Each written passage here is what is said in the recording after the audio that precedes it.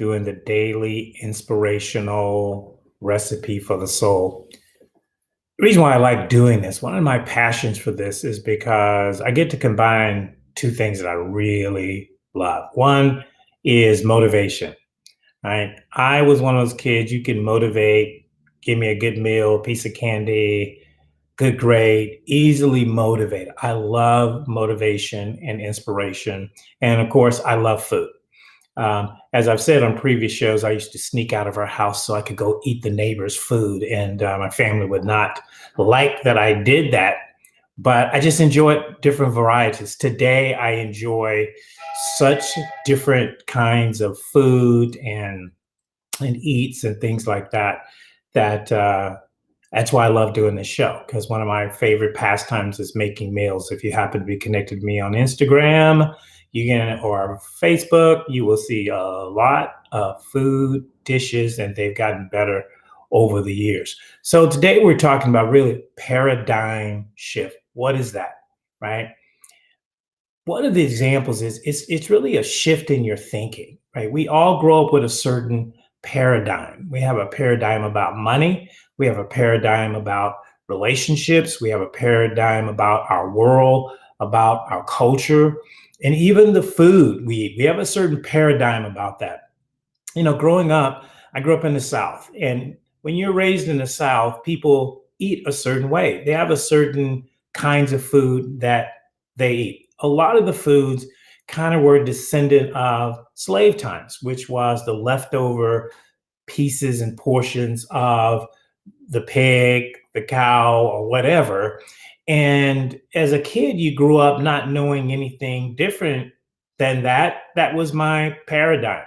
People ate neck bones and ribs and pig feet and turkey tails and all of these different foods that people ate all the time. And so that became my paradigm.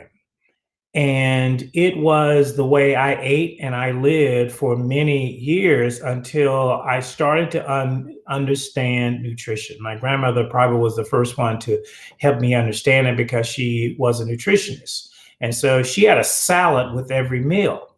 She'd have the different food, but she'd have a salad with every meal. So that was the beginning of maybe shifting my paradigm that you had to have something healthy with your food. When I left the South and I moved to the northern part of the United States, people had a whole different paradigm about food. They roasted things, they baked things. I remember the first time I ever had baked macaroni, and I'm like, wow, what is this? Their food was more high end, it was more quality. It just had it tastes the same maybe as what I would eat in the South, but it was quality. It was more healthy for you. There were soups. There were things that I had never learned. So at that point in my life, I had a choice. I could hold to how I grew up and ate and say, well, even though I'm in the North, I'm going to eat like I'm from the South. And many people do that. Or I'm going to have a shift in my thinking, which says I want to incorporate some of the things that I am learning here about nutrition, my grandmother taught me, and all about different quality of foods like high-end salmon, lobster, prawns, things that you never really ate. In the South, the idea of salmon, they came in a can.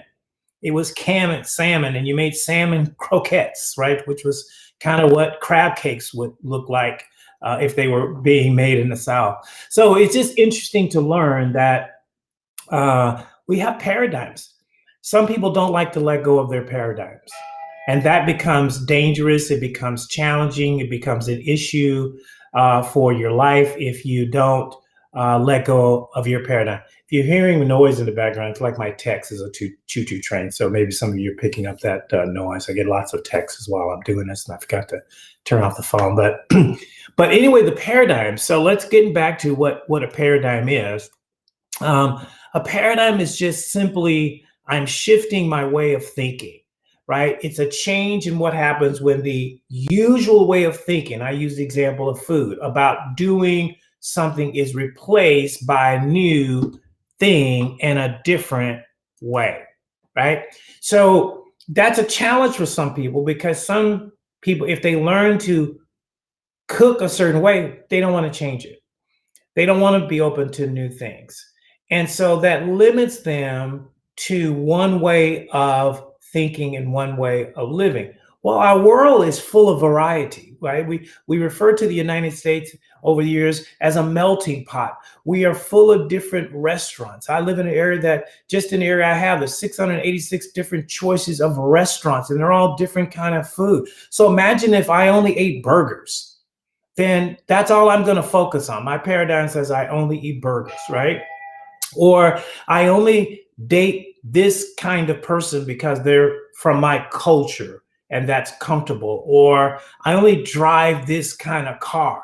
Well, by saying that and doing that, now I've limited my possibilities to be broad based, right? Then what has to happen sometimes is you have to have a paradigm shift. You know, the other area I struggled with was with doctors and hospitals. I hated doctors and hospitals. No offense to any of my doctors out there that are watching me, and one of my good friends and partners in life now is a doctor. He's cool, right? But I didn't like doctors growing up, and doctors, just didn't want to go to hospital. And so as I've gotten older, mature, things come up and you got to get them checked. You got to go in annually, get checked and things of that nature.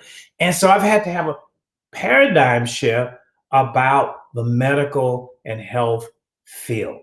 So what are you struggling with? What have you locked yourself into? Think about what a paradigm shift can do.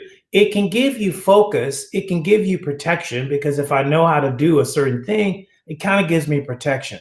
But as I've also learned, it can also create a stronghold or a cave for you. The same thing that is helping you can also be making you put into bondage or captivity. And it's not fun to build your own prison. I built it to protect myself, and now I'm captive by it. So I think the challenge is, when you're thinking about the ingredients of life, a lot of us have access. A lot of you have access to great information on a daily basis. I mean, there are tons of people doing podcasts and TEDx talks and different things. And so I think it's important to make sure that you keep your mind open for possibilities, to learn new things, to do new things, to explore new things, to get around people that are not like you, business that's not like your business, so that you can be open to the possibility of maybe making a paradigm shift in the area of money, relationships, opportunity, business, jobs.